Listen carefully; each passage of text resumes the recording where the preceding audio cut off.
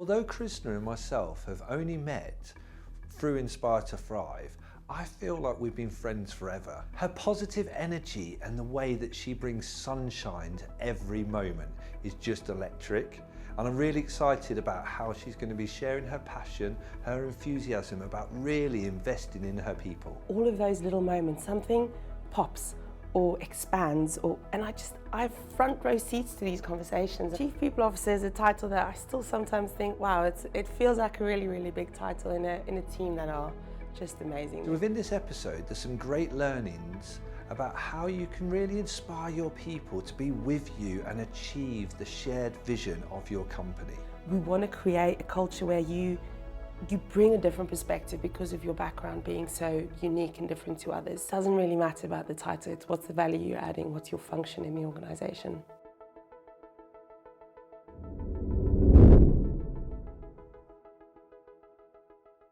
So welcome. I wanted to just share my kind of curiosity really for you kind of coming in from somebody who I'm just getting to know. Yeah. And we're building a working relationship and a friendship. But for a people leader who works internationally but also is just based around the corner in Ashby. So, you know, you're very local, but you work globally. Yeah. So tell me a bit about kind of sort of like how you work and why you do what you do. I've been thinking about this question so much, and the prep for this has just been really helpful, reflective space. I just can't imagine doing anything else, is kind of where I landed. Every path I kind of went down, I realised I don't want to be doing anything else, and not in a limiting belief kind of way, just having front row seats to those moments where the light bulb goes on for someone in a training session. So I run the training for the team, also run the recruitment, or there's tension in a team that we need to get behind it. All of those little moments, something pops or expands, and I have front row seats to these conversations, and I wouldn't want to be doing anything else right now. So what is the reaction in the people, or the outcome from then the way that you help and support and influence people? Yeah, and how they just, sometimes you're just present and you hold space for someone and then they find it for themselves. So someone's wrestling with work-life balance or anxiety or struggling to prioritise their workload, and sometimes you don't have to give them that advice, and typically I try not to, and just asking a few prompting questions and watching them find that moment, and they go, oh, if I shift this or if I do this differently, it's a real privilege. That's amazing. Yeah. So who influences you and gets that light bulb moment in your brain going? I've been really, really fortunate. I mean, any career has had ups and downs, right? So has mine. There's been some tough moments, but I've been really fortunate to have worked with and for leaders who genuinely care and who have managed to say the tough stuff when I needed to hear it, or give the guidance when I needed to hear it. And I credit to my husband. He's my rock. He sustains me. We're two very different personalities. And I think lastly, my folks, watching my parents do this kind of work since my youngest memory, I was in the back of a training room in a big conference centre with my little colouring book, watching mom and dad train a big crowd of people at a conference. You know, that was one of my earliest memories. So credit to them, they were probably my biggest influences. Nice. So that was in the foundations of you being the Chief of People. Yeah, Chief People Officer is a title that I still sometimes think, wow, it feels like a really, really big title in a team that are just amazing. There's very little ego in our senior leadership team and in our senior management team. We're a big group of people who genuinely just love what we do, whether it's the tech guys or the finance team or our product leaders. It doesn't really matter about the title. It's what's the value you're adding, what's your function in the organisation that matters.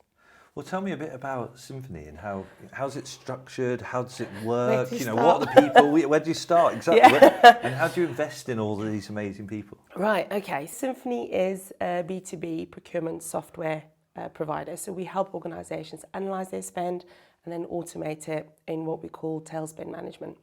So we are fully remote. We are globally distributed, and it's not as a result of the pandemic. It was fully intentional by our founders. Two of our co-founders are still part of the leadership team. So for more than 8 years, we've been just finding talent in unconventional markets. So we speak nearly 30 languages and dialects between us. We represent all major religions, and we span, I think the last count, we did it last week, 13 hours worth of time zones, right, from east to west. So helping create a culture in that remote context that's so unique. We truly are global. None of our solutions can be made with just one culture or one language in mind. We've got to think globally. So yeah, fully remote, that's what we do. How do you create a global culture then in companies? 'Cause, just in the UK, there's such a difference between, kind of sort of like north and south. Yeah. How do you create that culture? I heard a beautiful saying a while back, which was unity over uniformity. And it's really influenced how the leadership team and I think about the culture we create. We want to create a culture where you bring a different perspective because of your background being so unique and different to others. So it's hard work. We don't get it right all the time. We make lots of mistakes. We learn as we go along. But I think the intentionality of our leadership team to recruit in different ways, right? So are we really attracting, are we going to where the talent is? Are we attracting them via platforms that we will reach people who don't have access to LinkedIn or your more typical mainstream platforms? What are we asking throughout the recruitment cycle? Are we testing for our values or are we just testing for can you do the job? So throughout each element of the employee life cycle, we have to be intentional about those conversations we're having. Amazing. So for a company that's wanting to grow and also invest in their people, but through growing a great culture, what advice would you give them? You're going to get it wrong, I think would be my main piece of advice. You are going to make mistakes along the way. You're going to upset someone, you're going to upset lots of people, you are going to make a bad call. You're going to realize it, you're going to double down and make another mistake, right? We are, as leaders, we're humans, right? We're going to make mistakes. So I think the main piece of advice I would give to any leader trying to get this done well is surround yourself with people who will give you the feedback. Surround yourself with people who are more senior to you, people who are your peers, and very importantly, people throughout your organization who will see things that you can't see, especially if you're scaling, right? You as a leader, at some point, you lose the ability to see everything in your business. So you've got to be able to hear that feedback. You've got to create a culture where people know you want that feedback, where that feedback is rewarded, where you don't get defensive if someone tells you something you don't want to hear. So really surrounding yourself with people who are not afraid to tell you the hard stuff. And how do you build that trust for people to offer honest feedback? Amy Edmondson wrote a book, The Fearless Organization, which very recently I've delved through and really gotten into the details. She unpacks very beautifully the art of creating psychological safety. So whether that's for people to contribute positively towards creative ideas, maybe saying something out there, like do they feel safe enough to be part of the positive things? And do they feel safe enough to call out, hey guys, I don't think we're heading in the right direction, or I think we've made a mistake. So that's psychological safety, but balancing that with accountability. So do we have a shared purpose? Do we all know what we're trying to achieve here? And if we're not acting according to that, or whether it's our purpose or our values, if we're not acting according to that, how are we talking about it? Is someone calling that out? Do we feel safe enough to call that out? For a company that's working internationally, but even a company that's maybe local, all working as one team, how do you kind of encourage that sense of shared purpose? At Simfoni, our leadership team, senior leaders specifically, really work hard on two things: being intentional about what we role model, so do our words and our actions speak to each other? And on the other hand is over-communicate. So use every available channel. Don't just say it once and think people will understand, right? So are you over-communicating, and then are you backing up your actions with that? A leader many, many years ago said something to me that stuck, and it says, Chrissy, she once said, Chrissy, just because you say it doesn't mean they've heard. And just because they've heard doesn't mean they've understood. And just because they've understood doesn't mean they know how. So you've got to, as a leader, help people walk through that. One very simple thing that we have anchored our communication strategy around at Simfoni is this picture of a waterfall versus a water wheel. You know, those big water wheels at the electricity hydro plants. So in some organizations, your cultural communication strategy is like a few leaders trying to push it into the business, like a waterfall. It's normally your MD, your HR leader, and a few others just trying to get these initiatives in. We don't believe that works. We try and create a water wheel culture where leaders take responsibility to cascade clear messages into the business, whether it's about a change happening or a decision we've made, whatever that might be, like how are we cascading those messages into the business? And every leader, no matter how junior or senior they are equipped with good messaging so that they can play their part. And then we create really intentional opportunities for people to cascade their understanding back up to leaders. So if there's questions, if there's feedback, if there's misunderstandings. So we try and do that in our one-to-ones, in our team meetings, so known recurring touch points. And we've started a 20-minute breakout group called Ask Me Anything. And the senior management team each take a breakout group, try and shuffle up people so that they, with different leaders and get exposed to different leaders, and they can literally ask us anything. And we don't know what's going to come our way, but we hold the space, we answer as best as we can, or we take questions away. But just in any shape or form, whatever makes sense in your business, are you creating clear opportunities for people to see, oh my gosh, this is my part in making this work? That's great advice. And I suppose it is that, kind of that wheel, which I love that kind of analogy. Yeah. It's how people can kind of input into that, but also to get the right information out. What channels do you use then for communication?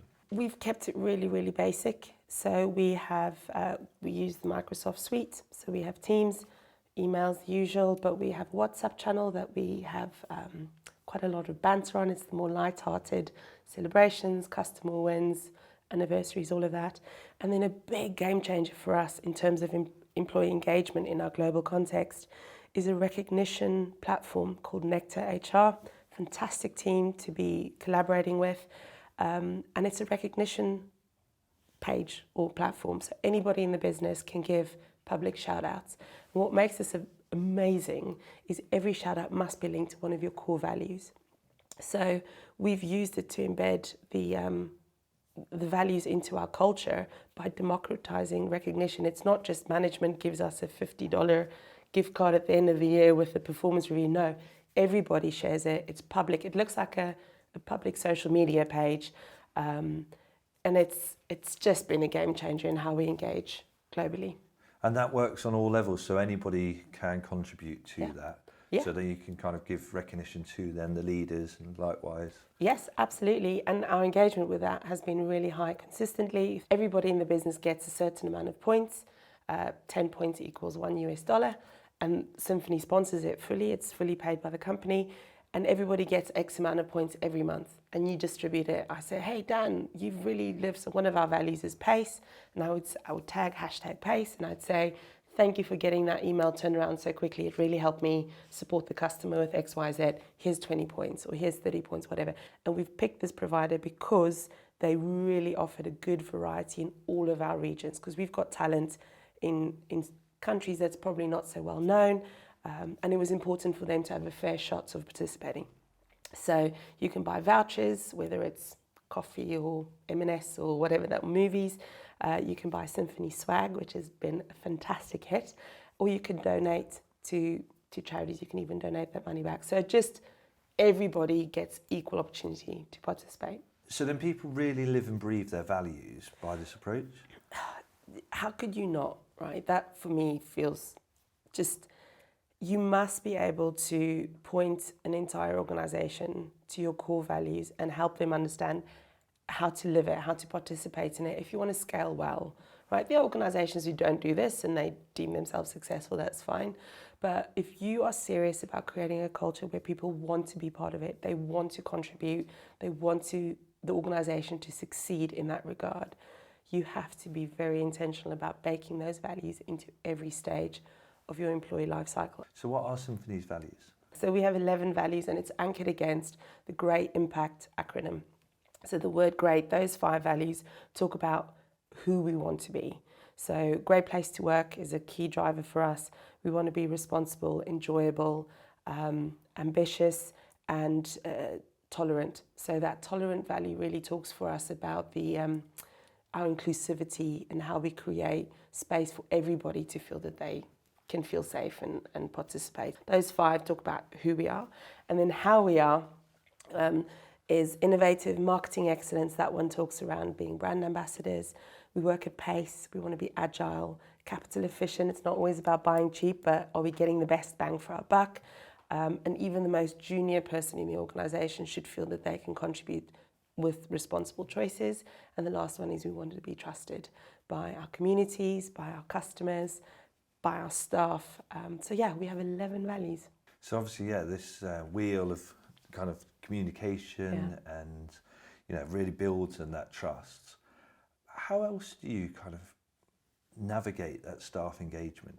The recognition software for us in terms of baking the values in was a game changer. It was really one of the best investments we've made.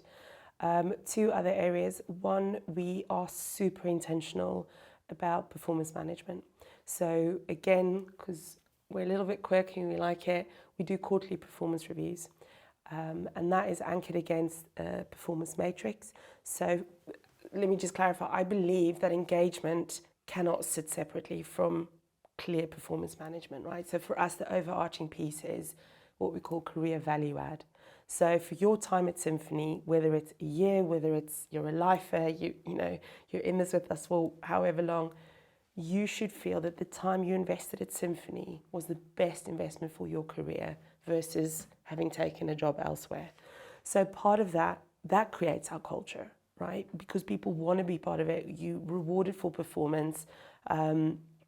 So it's really, really important that we don't try and see culture as cupcakes for birthdays or Amazon voucher at Christmas. Like it cannot sit separate to the tone we're setting for how does everybody contribute, what are we part of, what are we contributing towards.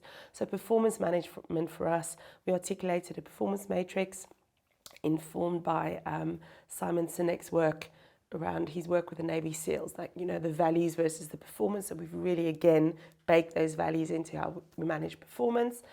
And then every quarter, every leader has a one-to-one with all of their team. The individual owns their performance review. They start with their reflections in their form, take on the feedback from their manager, take on feedback from others. And then you're rated against the performance matrix, a very transparent process between managers and employees. And then the senior leadership team collates that, calibrates it, and every quarter we aim to offer pay rises or promotions to those top performers from that quarter. So it's a really agile, very fluid process.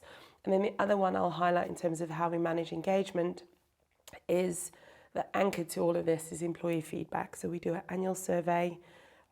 We've just completed it. We had 92.3% of our team participated, which is extraordinary, given we didn't give them a big window because I needed to get it in and analysed for a leadership conference 2 weeks ago. But we got that data and we sit with it as a leadership team. I have dialogue with every single senior leader in the business where we go, right, what are you noticing? What are the concern areas? What are we focusing for next year? And that feeds into probably 95, almost 100% of my talent strategy that I take into the business for the following year is informed by employee feedback. So we try and keep it very, very real in terms of what we hear from people and what we address and try and improve or fix in the next year.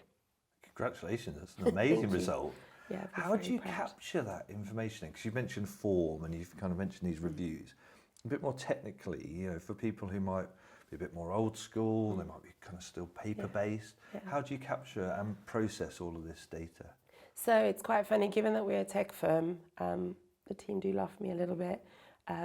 It is still quite manual, and it has been since I joined the organisation. I firmly believe that software does not shift behaviour. For now, we are still running it manually. So if you are a bit old school, you can do this well. For us, the bigger driver was the leadership behaviours, the discipline of the feedback culture. Are leaders giving regular feedback rather than just waiting for this quarterly review? So it's a heavy investment of time. To be really practical, there's a Word document form. It's very straightforward. It talks about our goals. Our methodology that we use or terminology is OKRs, objectives, key results. That's that section. Then there's 4 performance factors. So those 2 joint scores gives you on the vertical axis of our matrix, and then the 11 values. You should be getting feedback, your nectar shout outs, whatever that is. How are you living the values? And that forms your score on the horizontal axis. And then you and your manager will work through that, your feedback, their feedback, capture it. We share it live on SharePoint, so it's very transparent. And we agree a rating. on the performance matrix at the end of that, okay, looking at how I've performed against my OKRs, the performance factors, how I've demonstrated the values, right, where do I sit on this? Am I a top performer, star performer, or is there some development areas? The individual keeps their Word documents, so it doesn't go into the ether of some portal somewhere. The individual remains responsible for their form. They will use that in the second quarter, they'll use that in the third quarter. So the individual always maintains control and ownership of their feedback that they've been getting. So it's very manual, it's Word and PDF, that's it. We will look to automate it, but for us the biggest driver up until now has been the leadership behaviours and getting that right, and then we'll scale with automation. And I think that's really refreshing. There's so many people who do feel that tech's then the answer, but actually then it's not really being listened to or responded to. How do you get that kind of ownership in the individuals to kind of own their performance management and to drive it forward each quarter? We've just very consistently set a tone where there's no other option, right? So if you want to be successful, your path to that is to own your career development at Simfoni. And this has been hard to do, right? This takes years to embed in organisations, but one of our values is being pace and agile. So through that water wheel effect of just every leader taking ownership of this and regular one-to-ones with me, it's been a heavy time investment across the business. But it's the mandate from the senior leadership team. It's not just lip service. Like, this is how you're going to succeed. This is how you participate. And we follow through with that. And then we reward it with the individuals who have performed consistently and who have brought really strong evidence. And I would say to any leader who's hoping to scale your business, you have to just be consistent. Even if it's a super simple solution, that's okay. Doesn't have to be high techie. Just be consistent in your messaging and how you reward participation. How does this all kind of tie into then people's learning development? So quite simply, we've got our learning development strategy, because when I joined, we were just growing out of our startup boots, right? So everything was still very agile and in the moment. But we articulated these 3 buckets that we want to invest in for learning and development. One is leadership development, right? Are our leaders leading according to our values, according to the behaviours we're looking for? Then there's role-specific training for each individual to do their job really, really well. And then the third one is around what we'll call power skills. We've talked about this in the past. I don't like the word soft skills because there's nothing soft about staying motivated, resilience, goal setting, giving feedback effectively. So the power skills. Because of the growing organisation, the pace with which we've grown, capacity within my team, as a leadership team, we decided that our investment over the last 2 years will heavily focus into that first bucket, leadership development. That we knew was going to give us our best shot of creating a culture where we're giving effective feedback, performance gaps are addressed, top performers are rewarded and satisfied. We knew that was going to be the secret sauce, so we invested everything in there. In terms of the other 2, we're looking to scale that over the next 12 months more intentionally, but to make sure that we don't create risk, that role-specific, because I know there will be people watching this video going, you don't do role-specific training, are you mad? What we had to make sure of is that we recruit well, right? So our hiring managers, very effective collaboration with my team. It's not about just finding the first quick candidate. Let's make sure we recruit well. And then one of the questions we ask in our annual surveys, the statement is, my job responsibilities match my strengths. We monitor that, and that has scored consistently high over the last 3 years. So we know that's a lower risk area. But I know for some organisations, particularly highly technical ones, may want to invest there first. At Simfoni, we said we're going to go for the leadership work stream, and it's worked well. It's amazing to hear what you've achieved in such a short period of time, and I think it's admirable that you're actually just focusing on one of the buckets rather than trying to do everything and dilute it, because sometimes then you can't be consistent. What's been the magic to achieve this in such a short period of time? I have the privilege of working with a chairman whose mandate to me and my team is so clear. We want to be a great place to work. We want to be the employer of choice, that career value add piece. And he's the drive, he's the tone. He sets the tone for that in the business. He's the driving force behind our diversity and inclusion strategy, our learning strategy, our engagement strategy.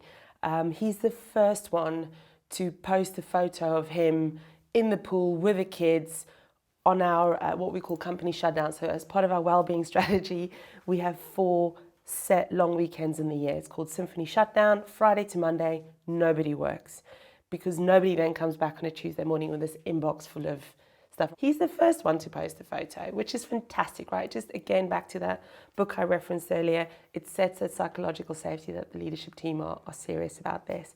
And then, I mean, I could work through the whole team, but like our CFO, fantastic leader in terms of just his gravitas within the financial industry, such a credible leader in how he leads on the finances and the details.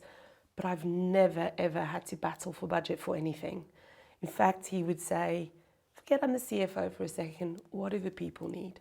That is that, you know, having that credibility in his role, making responsible decisions around our finances, and yet still being one of the strongest allies for the people strategy. So what return do they get from all this investment? Because there's a risk here, isn't there? And some people might look at it of going, oh, well, you know, we're already building a business and we've got this and I've got to invest in this infrastructure growth, all these bits. What return are they seeing? Gosh, there's so much research out there, right, available in terms of if you get your people strategy right.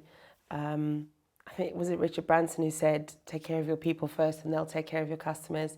Listen, you can grow an organization and make a lot of money without doing any of this. There are a lot of businesses who do that well.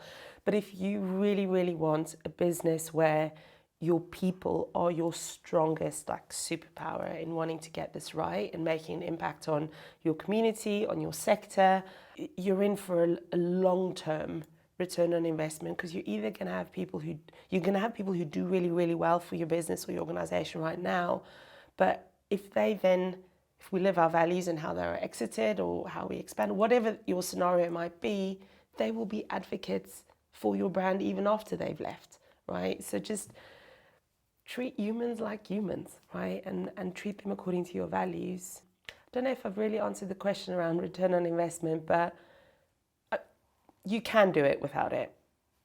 Will you create a meaningful organization that people want to be part of? Probably not. You've mentioned a couple of times superpowers Yeah. over than the soft skills that you touched upon before. Tell me a bit more about that.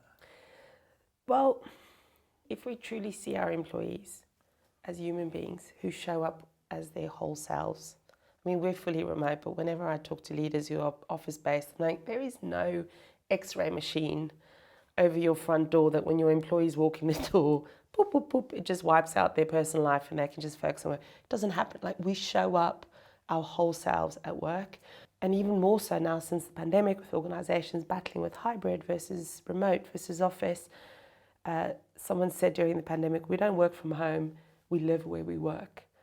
That really impacted my mindset. So, starting point, let's realize that your employees are showing up to work as whole humans with parenting challenges, fertility challenges, anxiety, mental health issues, wanting to lose weight, wanting to gain weight, wanting to do well in sport, hopes, dreams, it all comes with that package. So that's why for me, any of these learning and development skills that looks at that human behavior, to call them soft skills, feels like you're missing the point, right? Because if we're showing up as whole humans, if we can develop individuals to demonstrate resilience, staying motivated, goal setting, having impactful conversations, having difficult conversations well, giving feedback, good presentations, whatever that might be, anything to do with human interaction. Surely that's a power skill because we show up as our whole selves. Outside of the world of work, and especially for people in the UK, and I'm thinking of my children here, how can we encourage that for then the society's culture to be more open, to kind of praise some of those more emotive-led power skills? I think we have come a long way. If you look at how particularly celebrities with strong platforms support, whether it's gender diversity, whether it's more, like you said, the emotive side to relationships, breaking down the stigma of asking for help, of mental health challenges, I think that we've got some great examples of celebrities who have used their platforms and their voice to break down the stigma, whether it's addressing suicide rates within a specific demographic or whether it's mental health issues in a specific age group or gender, whatever that might be. We have come a long way. I really believe that we have to continue down this path of curiosity and empathy. So we're going to get stuff wrong, we're going to say some awkward things, we're going to upset someone, but just to then stick labels on it like, oh, we're being woke, or here's this one going off again, that's just not helpful, right? I don't have to understand everything about your world, but I can engage with it with curiosity and empathize with it. I can speak about, this is one of the things I'm most passionate about. It's interesting that there's that psychology of people, which also I'm very curious about. And as a filmmaker, that's one of the reasons why I like making films, because you're telling stories. How do you use the kind of power of storytelling, this curiosity, empathy within then your day job? It's how we make sense of the world, right? Storytelling is how we bring tough stuff, sometimes tough subjects, sometimes difficult concepts, how we bring it to life. Our chief technology officer is in this happen lately of whenever he comes across something he doesn't understand, he goes to ChatGPT and he says, please explain this to me as if I'm 5 years old.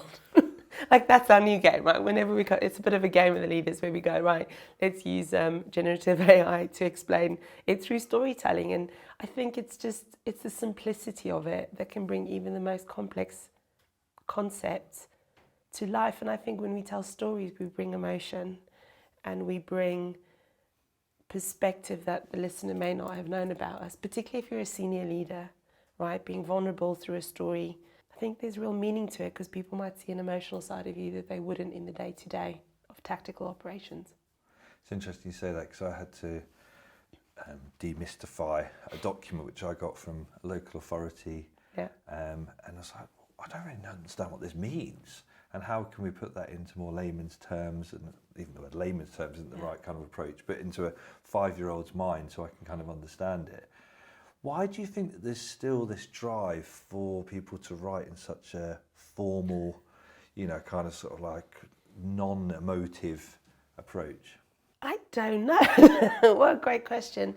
I think let's acknowledge that there are some industries where that is required, right? If you look at the medical field or I don't want a brain surgeon working on me, hopefully I never need it, having been trained with a funny textbook, right?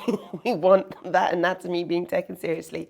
Or a pilot flying a plane, or, if there's a real technical expertise needed, then let's give credit where credit is due. That formal approach is probably appropriate. But I think if we as leaders can just be a little bit critical of ourselves, if it's not necessary, if it's only serving the purpose of my comfort because that's how I communicate and I'm a very formal person, probably not going to have the impact you want, the positive impact you want. So I think there is opportunity for us as leaders outside of highly technical fields to think a little bit differently about the impact we want to have. What are your personal values and how do they relate to Simfoni's? So I'm a few weeks away from my 40th birthday.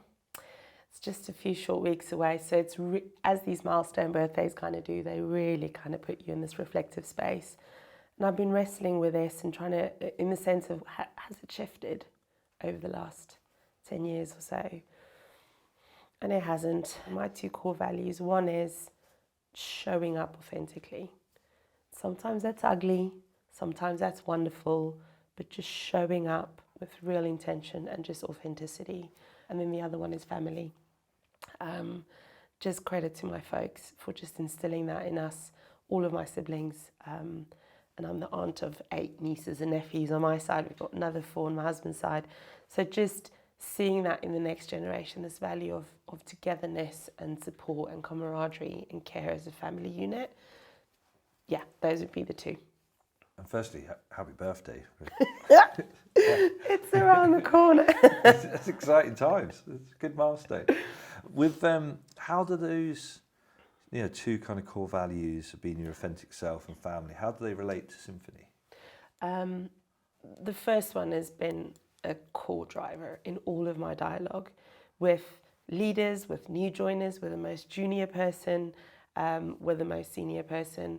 Am I showing up authentically? And I think it has made a big difference in how the talent strategy and the people strategy has been received by our leaders and by our employees, because I'd be the first to say I've made a mistake, take ownership of the rough patches, but ultimately showing up authentically and being real about what we're struggling with, what we want to do, what we're celebrating, the good news. How do you go about with admitting mistakes? Because it's very hard to sometimes admit mistakes and to then kind of respond to those in a professional way. How do you do that?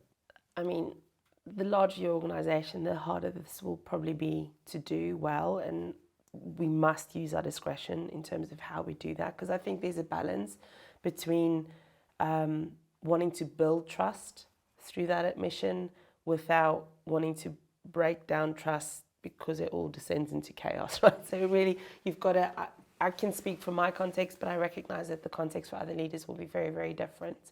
But for me, it starts with those involved, right? Our chairman has a principle where he says, good news in public, bad news in private, right? And he also says good news in an email, bad news in a phone call. So it starts with, if I've wronged you as an individual, I'm going to start the conversation with you and say, listen, this is where we were at. This is what I decided to do. I think this has been the impact, with the genuine apology and then an invitation to help me be part of my solution, help me correct the ship, right? But just if you're in a small organisation or you work with a small team, make sure that your team hear from you directly when you've made a mistake. That's a good starting point. Great to hear that you guys, you know, are speaking in person when then there's bad news, and then you can celebrate success in other ways. Absolutely, and I think this is really difficult to do at scale, right? If you've got thousands and thousands and thousands of people in your organisation, how is the most senior leader admits a mistake will look very different to a company of a few hundred people, or even just a small local community organisation with 6 people in the same office. So we should absolutely use our discretion, but it comes back to intent, right? What are we trying to achieve through this moment, through this communication?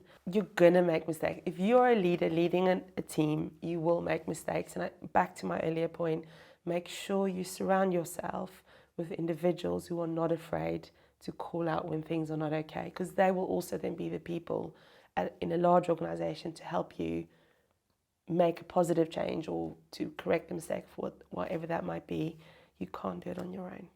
How do you address diversity and inclusion on a global level? Well, this is my favourite topic. We'll be here for a while. No, we at Simfoni, we believe that diversity doesn't automatically mean inclusion. Someone said it on LinkedIn the other day. I saw a quote that said, just because you got invited to the party doesn't mean someone asked you to dance, right? So our diversity strategy is super intentional through our attraction and our recruitment. So where do we go? For our organic growth, where do we target the skill set? So we're a tech firm with not a single employee in Silicon Valley. We love it. We go after unconventional markets, Mexico, Canada, Eastern Europe, fantastic group of talents in India. So we create the diversity because we genuinely believe diversity makes us stronger. It's not an accidental artifact. It is the strategy. And then what has to sit alongside that is the inclusion. How do we create an environment where individuals feel that they can be themselves, whether that is a single parent struggling with an ill child while having to do a really important pitch? Okay, manager, for that person, how are you reacting in this? Because you might be a single person with no children, have no understanding of what that person's going through, but how are you responding? How are you supporting? How are you creating the safety net for them to focus on their family? Because one of our values, 2 of our values, is responsible and trusted. Each of us as leaders, particularly those of us who are leading people who have a different demographic to us, age, gender, family situation, neurodiversity, whatever that demographic might be. If I as a leader am leading people in a different country to me, I've got to stay curious and I've got to stay empathetic, especially in scenarios where I don't understand their behavior. And I can't just automatically assume that's poor performance or that's a bad attitude, right? So, and our leadership team are just phenomenal in this, how they lead with curiosity and empathy. I would say probably more than half of our leaders lead individuals in a different time zone and country to them. So just there, we have a time zone barrier or a language barrier. All of us do speak English, it is our business language, but English is not the first language for many of our employees. So yeah, that inclusion part must sit as strongly in your talent strategy as your diversity strategy. You will create a toxic environment if all you do is drive for diversity, but no one makes effort to understand each other. So this passion that I can see, when it comes to diversity, inclusion, where does it come from? So I'm originally South African, as you could probably tell by the accent. I grew up with, I mentioned my parents doing training and stuff, but they were missionaries when I was very little. My parents were missionaries, and my dad has had such a passion for developing leaders in rural communities, because there was this real kind of Save Africa. We send in the people, and after 3 weeks, we give them food and clothes, and we leave after 3 weeks. And then my dad really wanted to create solutions for local communities where they could sustain themselves through training, through practical local resources, whether it's building or feeding schemes or whatever that might be. So I saw through his work how reaching through cultural divides can have a real positive impact if you meet people where they're at. And then my mum, absolute rock star when it comes to early childhood development. Mum has got such a passion for working with kids and parents and the family unit as a whole to help children really just be their best selves, right? Getting through the mess and the behavioural issues or whatever that might be. So I saw in them just practically just we travelled a lot, right? So I got to notice and experience cultures and food and language that was different to my norm at home from a very early age. We travelled, my first formative years, we travelled all over Africa on different outreach programs, but then also how they lived and their values. And then I got involved as a teenager in counselling and support work for vulnerable youth in some of Cape Town's roughest, most vulnerable areas, just working with kids who experienced genuine trauma and seeing the long-term effects of that. And then cutting my teeth as an experiential facilitator, my last role in South Africa, I was part of a very diverse team of absolute rock stars. We worked as the training academy for one of South Africa's banks and just did not communicate the same as each other, and yet just such a powerful, positive, impactful team. So I think throughout, even from my earliest memories, just having had that exposure of travel and that community work, not just come in and be the hero, but come in and meet the people where they're at and create solutions with them, all of that has informed just how much I love connections where people aren't from the same background. I love it. It's just where the magic happens, and I see it in Simfoni every day. It's really energizing. It is so energizing, but great to hear that it kind of came from such an early age. And it's interesting because values are generally set by the time you're 8. This is what, kind of sort of like educators, people who kind of work with young people have kind of sort of said. Obviously they can evolve, trauma can change those, which is pretty hard. That you have to have something traumatic in order to then kind of create change in your values. For people who maybe work in education, who work with very diverse groups of young people, how could they maybe take some of that passion, that energy, that drive that you've got and apply that to the way that they're educating our future leaders? Gosh, listen, I would not consider myself in any position to tell an educator how to do their job. I think they do incredible work against very, very difficult odds and challenges within whether it's the education system here or in South Africa. So I would not profess to tell an educator what to do. But to answer your question around how that passion translates, I think I'll refer back to my mum. She holds a belief, and I saw this so often with kids who were, she had an early childhood development centre, so from 3 months baby care when mums go back to work, maternity leave in South Africa is really short, to their first year, so quite a 3 months to 5-6 years, quite a wide range. And she poured her heart and her soul into that, but also we noticed families in difficult circumstances and behavioural issues with kids coming through the school. And mum holds a belief that that child is like a treasure chest under all of the soil and the muck. And sometimes you've just got to get through all of that, the dirty soil, the behavioural issues, the screaming, the fear, the whatever, however that manifests itself for that child, because there is a treasure chest in there somewhere. There is something, there is a power, superpower in every child. And I think our educators are working under really difficult circumstances in most contexts to not get all of that muck in them as they try and solve it, right? But to just stay focused on there is a future leader, a future expert, a future great leader in there. Can we just keep consistently finding it? So I don't know if that answers the question. I'm very wary of not entering into that domain. I have so much respect for the work they do. But just stay intentional and consistent about your belief that there is good in every child. 100%, and it's one of the reasons why, you know, kind of I asked the question really, because that's then where we really can invest all of this learning from, you know, kind of sort of amazing companies like Simfoni that have got a fantastic leadership team. I can hear that and see Love it's them. evident. But if we can then pass on some of that wisdom to then our educators to try and make their life just a little bit easier, because in the long run it's going to make all of our lives a lot better.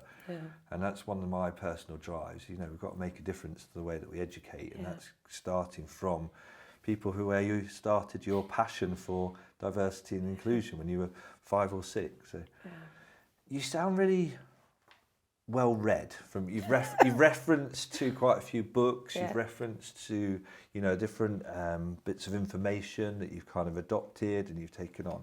What are you currently reading at the moment? Yes, I don't have a lot of time for it, so I'm very selective in the ones I engage with. I only kind of pick ones that others have recommended, people I respect if they've recommended it. I'm currently reading Unusually Excellent by John Hamm, and it's very easy to read, and it's so impactful in terms of how he unpacks leadership essentials, that leaders need to be unusually excellent and kind of a cut above the rest. So yeah, working my way through it, and it will definitely influence how we approach our leadership development strategy next year. Can I reference a few others? I've really made an impact. So if you are a leader working with anyone who's from a different culture to you, I'd highly recommend The Culture Map by Erin Meyer. She talks, again, very easy read, but she talks with so much gravitas about how different cultures relate to each other. So she's got 8 scales. I can't remember all of them, but it's how we respond to authority, how do we have a shared context or not, and she maps the major cultures and nationalities of the world on these 8 scales. And it doesn't actually matter where your country is, South Africa or England, but when you're dealing with someone from a different culture, it is so powerful to understand that they are coming from a completely different reference point than you are. If you're an extrovert like myself, who works with people with a more introverted preference a lot, or if you're an introvert struggling to find your voice in your context, I highly recommend the book Quiet by Susan Cain. And if I remember correctly, the tagline is "The Power of Introverts in a World That Won't Stop Talking." It revolutionized my approach to colleagues who have a completely different introvert-extrovert preference on the different scale to me. And then Amy Edmondson, The Fearless Organisation, really, really powerful. Great stuff, and sounds like a good kind of library that you've got. Yes. If you were to kind of sort of summarise all of this learning into, not on a personal level, Right. What advice would you give to then somebody who is looking after their people within their organisation? I think if I just think about my own experience of Simfoni, and firstly, very importantly, do you have the mandate from the executive team?